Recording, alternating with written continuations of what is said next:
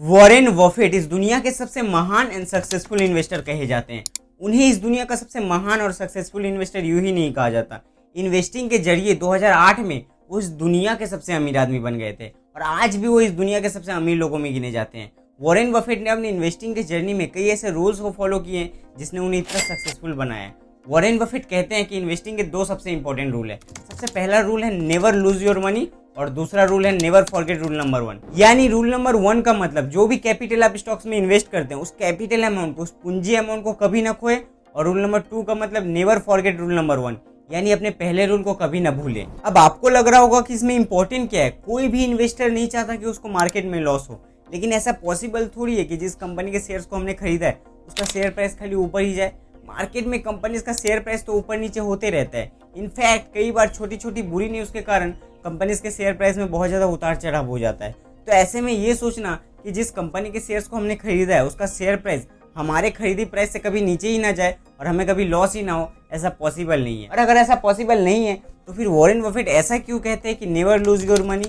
क्या वो हमें इस रूल के थ्रू कम रिस्क लेने को कह रहे हैं या फिर वो हमें अपने टोटल कैपिटल का कम से कम इन्वेस्ट करने को कह रहे हैं? आखिर वॉरेन बफेट के इन दो रूल्स का मतलब क्या है? वॉरेन बफेट इस रूल को इतना इंपॉर्टेंट क्यों मानते हैं, जानेंगे इस वीडियो में। नमस्कार दोस्तों, मैं हूं विपिन और आज के इस वीडियो में हम जानेंगे वॉरेन बफेट द्वारा कही गई दो गोल्डन रूल के बारे में, जिसका मतलब 90% लोग नहीं समझ पाते। देखिए, जब भी हम किसी कंपनी के शेयर्स को खरीदते हैं तब हम ये सोचते हैं कि जिस कंपनी के शेयर्स को हमने खरीदा है उसका शेयर प्राइस सिर्फ ऊपर जाता रहे और हमें प्रॉफिट होता रहे, लेकिन होता बिल्कुल इसका ठीक उल्टा है। यानी जब भी हम किसी स्टॉक को पिक करते हैं तो पिक करने के बाद ही उसका शेयर प्राइस गिरने लगता है। देखिए, कंपनीज के शेयर्स के गिरने के बहुत से रीजन होते हैं। जैसे सबसे पहला रीजन तो ये कि जब मार्केट में कंपनीज को लेकर कोई बुरी न्यूज़ आ जाती है तो उसके कारण कंपनीज का शेयर प्राइस गिरने लगता है। दूसरा, जब मार्केट बूम पे होता है, यानी जब ऑल ओवर मार्केट बहुत ज़्यादा महंगा हो जाता है तो उसके बाद मार्केट में एक क्रैश आता है जिसके कारण कंपनीज का शेयर प्राइस गिरने लगता है। और तीसरा, कई बार बड़ा पॉलिटिकल बदलाव होने के कारण भी उसका इफेक्ट स्टॉक मार्केट में पड़ता है जिसके कारण कंपनीज का शेयर प्राइस गिरने लगता है। देखिए, कंपनीज के शेयर्स के गिरने के और भी बहुत से रीजंस होते हैं, आप उनको नहीं रोक सकते। यानी आप बड़ा पॉलिटिकल बदलाव होने से नहीं रोक सकते, आप कंपनी को लेकर कोई बुरी न्यूज़ आने से नहीं रोक सकते, आप इजराइल और ईरान के वॉर को नहीं रोक सकते। यानी किसी न किसी कारण तो कंपनी का शेयर प्राइस गिरेगा ही और आपको शॉर्ट टर्म में लॉस होगा ही।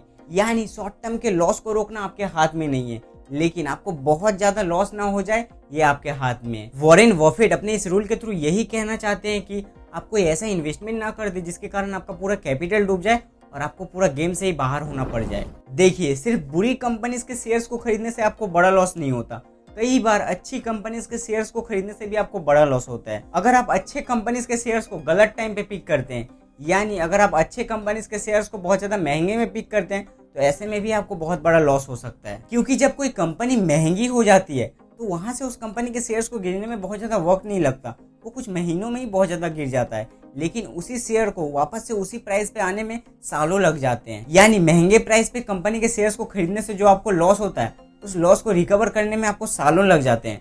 चलिए इसे बहुत ही आसानी से एक एग्जाम्पल से समझते हैं। एग्जाम्पल पे मान लीजिए एक कंपनी है एबीसी लिमिटेड जिसका करेंट मार्केट शेयर प्राइस है 100 रुपये। आप इस कंपनी में 1 लाख रुपए इन्वेस्ट करते हैं और इस कंपनी के 1000 शेयर्स खरीद लेते हैं। मान लेते हैं कंपनी का शेयर प्राइस कुछ महीनों बाद गिर गिर के 50 रुपये हो जाता है। यानी कंपनी का शेयर प्राइस 50% गिर जाता है, आपको 50% का लॉस हो जाता है, आपके 1,50,000 हो जाते हैं। तो अब मैं आपसे पूछता हूँ कि कंपनी का शेयर प्राइस गिरा तो 50%, यानी 100 रुपये था 50 रुपये हो गया। अब आप मुझे बताइए कि इस 50 रुपये को 100 रुपये तक पहुँचने के लिए कितना परसेंट बढ़ना होगा, यानी कितना परसेंट कंपनी का शेयर प्राइस बढ़ने से आपका लॉस रिकवर होगा। आप में से कुछ लोग सोच रहे होंगे कि अगर कंपनी का शेयर प्राइस 50% गिरा है तो 50% बढ़ने से लॉस रिकवर हो जाएगा। जी नहीं, 50% बढ़ने से लॉस रिकवर नहीं होगा, क्योंकि 50 रुपये का 50% होता है 25 रुपये। ऐसे में तो टोटल 75 रुपये ही हो रहे हैं।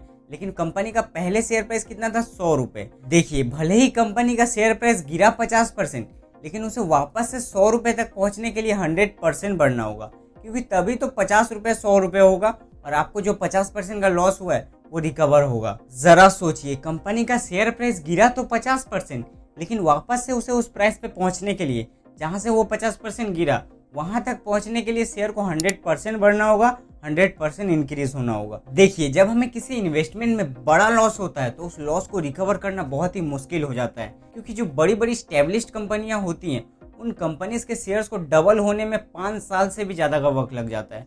यानी उन कंपनीज को 100% ग्रो होने के लिए 5 साल से भी ज़्यादा का समय लगता है। ज़रा सोचिए, अगर आप इन्वेस्टिंग में इतना बड़ा मिस्टेक करेंगे, इतना बड़ा लॉस करेंगे कि उस लॉस को रिकवर करने में ही आपको 5 साल से भी ज़्यादा का वक्त लग जाए, तो ऐसे में आप इन्वेस्टिंग में सक्सेसफुल कैसे होंगे, इन्वेस्टिंग से वेल्थ कैसे क्रिएट करेंगे। इसीलिए वॉरेन बफेट इस रूल के थ्रू ये कहते हैं कि नेवर लूज योर मनी, यानी बड़ा लॉस करने से बचे।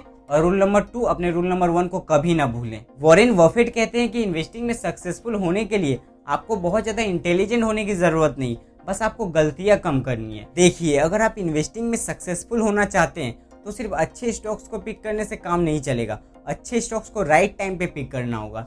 यानी सबसे पहले आपको कंपनी का एक सही वैल्यूएशन निकालना होगा, क्योंकि अगर आप कंपनी का सही वैल्यूएशन नहीं निकालेंगे तो ज़्यादातर चांसेस यही होंगे कि आप कंपनी के शेयर्स को महंगे में खरीद लेंगे और अपना एक बड़ा लॉस करवा बैठेंगे। इसलिए ज़्यादा ज़रूरी ये है कि आप कंपनीज के शेयर्स को खरीदने से पहले उसका एक सही वैल्यूएशन निकालें और उस वैल्यूएशन के हिसाब से आप कंपनीज के शेयर्स को खरीदें, यानी स्टॉक्स को पिक करें। देखिए, कंपनीज के वैल्यूएशन को निकालने के बहुत से मेथड होते हैं, जिनमें से एक है पी रेशियो। जी हाँ, पी रेशियो के थ्रू भी आप कंपनीज के सही वैल्यूएशन को निकाल सकते हैं। तो अगर आप पी रेशियो के थ्रू कंपनी के सही वैल्यूएशन को कैसे निकालते हैं ये सीखना चाहते हैं, तो इसके ऊपर मैंने ऑलरेडी एक वीडियो बना रखा है, जिसका लिंक आपको डिस्क्रिप्शन में मिल जाएगा। और हाँ, अगर आपको ये वीडियो पसंद आया तो इस वीडियो को लाइक कर दीजिए और चैनल को सब्सक्राइब कर दीजिए, क्योंकि इस तरह के इन्वेस्टिंग रिलेटेड वीडियोस मैं इस चैनल पे लाता रहता हूँ।